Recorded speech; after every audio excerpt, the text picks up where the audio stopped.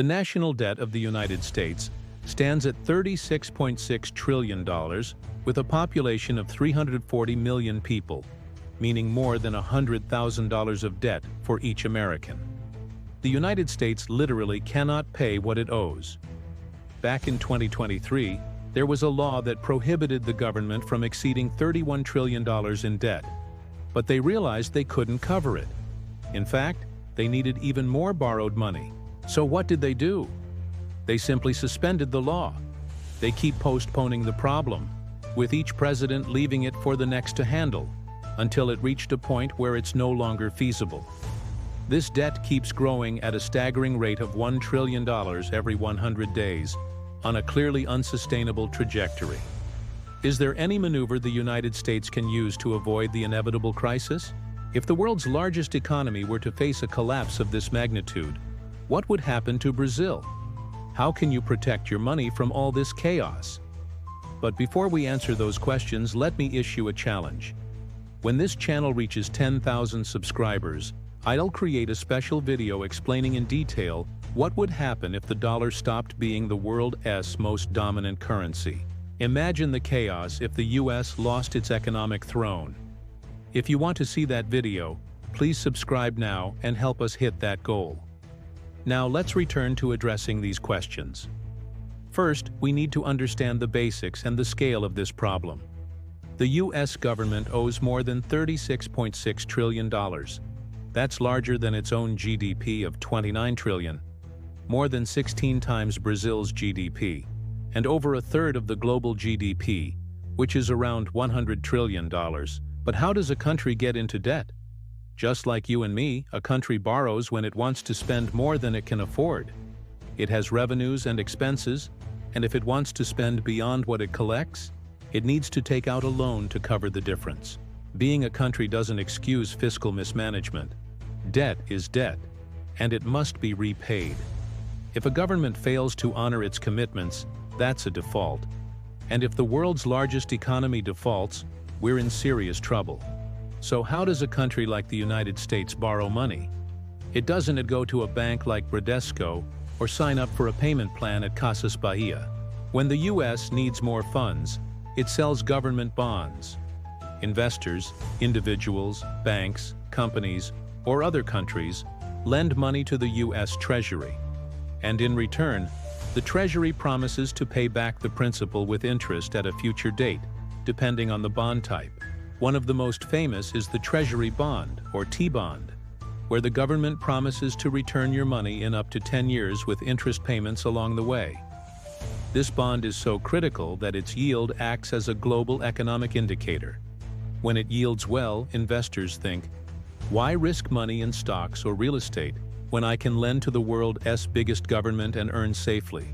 Why? This slows the economy as less money flows to businesses and jobs. Today, the 10-year Treasury yield is around 4% annually, high compared to recent years. It's not just individuals buying these. Foreign entities like Japan, with over $1 trillion invested, and Brazil with $200 billion also hold them. This global trust in the dollar means if the US fails to pay, the world, including Brazil, could face a crisis worse than the 1929 Great Depression. The US has a unique tool we can't use: printing money. The Federal Reserve, or Fed, creates money out of thin air to buy government bonds, injecting cash into the economy. That's how debt grows. But how did it get so large? On August 15, 1971, a hot summer Sunday, Nixon announced the dollar would no longer be tied to gold, allowing unlimited printing based on trust alone. That temporary change has lasted over 53 years. Under Reagan, who inherited a 30% GDP debt but faced high inflation, interest rates hit 20% to combat it, shifting the US from creditor to debtor. Bush faced early 1990s recessions and costly wars like the Gulf War, pushing debt past $4 trillion. Clinton briefly reversed this, achieving surpluses for 4 years, the last time the US saw any. But post-9/11 wars in Afghanistan and Iraq, plus the 2008 financial crisis, exploded the debt. Obama took over with debt over 100% of GDP during the worst crisis since 1929, but recovery followed until the pandemic. In 2 years, debt jumped from 23 trillion to 30 trillion via massive stimulus, with rates near 0%, causing inflation that later forced rates to 5.5%, the highest in over 20 years. In practice, last year's interest on the debt was $882 billion, nearly tripling since 2020. With 6.7 trillion spent and only 4.9 trillion earned, the U.S. borrowed 1.8 trillion to cover the gap. The Congressional Budget Office projects deficits will grow from 2 trillion in 2024 to 2.8 trillion in 2034. Cutting spending or raising taxes is unpopular. Americans don't want higher taxes or cuts to schools, hospitals, or Social Security.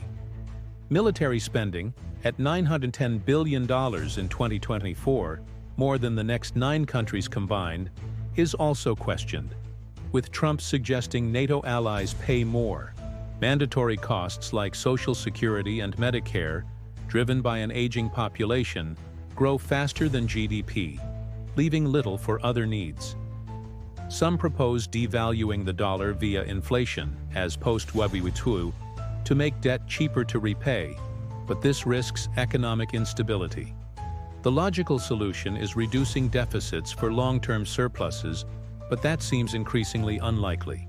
If trust in the dollar fades, alternatives like Bitcoin, a decentralized asset immune to printing, might rise. If this hasn't convinced you, watch my video on the reel's end. Subscribe to help Max News reach 1,000 subscribers and aim for excellence.